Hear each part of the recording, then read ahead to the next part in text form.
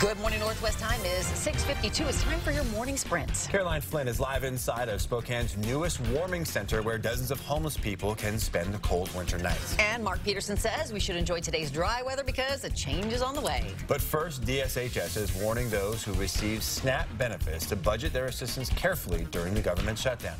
The agency said most of its clients will get February benefits by this coming Sunday, but they should make those last as long as possible because it's not clear if assistance will be available if the shutdown continues past March. All parties have now signed off on a multi-million-dollar project to bring a sportsplex to the north bank of the Spokane River. Spokane's Public Facilities District passed the final vote yesterday, meaning construction of the 180-square-foot facility will start this summer. The sportsplex will bring basketball, volleyball, wrestling tournaments to town and provide space for local teams to play and practice. All right, in the forecast, it is definitely some changes in the works. It's to the south coming our way. So we see it into Boise. If you're heading that way, you're going to see winter weather. As it comes up here, warmer southwest air is going to come in. That's going to change it from snow to rain early tomorrow morning. Our highs today under a partly cloudy sky into the mid-30s, which is above average for this time of year. If you or your kids want to meet a Mariner, maybe even play a little baseball with the pros, this afternoon is your chance. The Mariner Caravan is coming to town today. 3 players, including a former Gonzaga Bulldog pitcher Marco Gonzalez, will be at the Warehouse Performance Center on Hamilton at 4:15. They'll be joined by the Mariner Moose and broadcaster Dave Sims to take pictures and sign autographs for fans.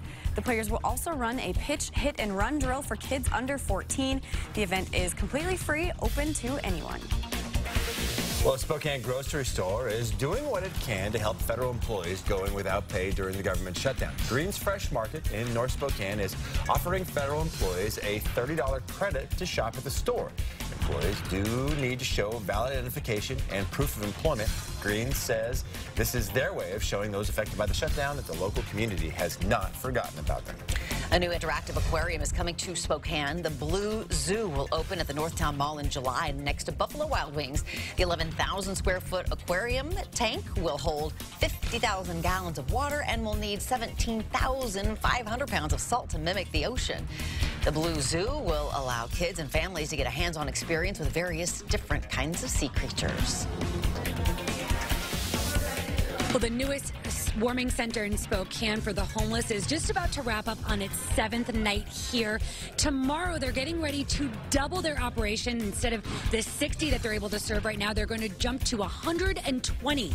If you want to help, they're in need of gloves, hats, scarves, socks, and Christmas lights to help light around here when it does get dark and they turn the lights out. If you want to give any donations, you can drop them off at the Salvation Army right up Division Street. Well, the city of Tenasket is without a police force. The mayor recently disbanded the department and is proposing to contract police services with the county. Dozens attended a meeting in the small town last night where some said they'd rather rebuild their own police department. 2 council members have even cast votes of no confidence in the mayor, who says he will not resign. The council is expected to discuss the issue again next Tuesday.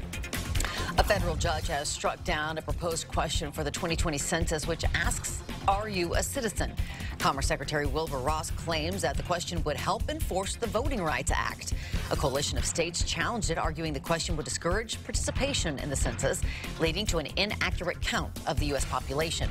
Judge Jesse Furman ruled the question unlawful. The Trump administration is expected to appeal to the Supreme Court.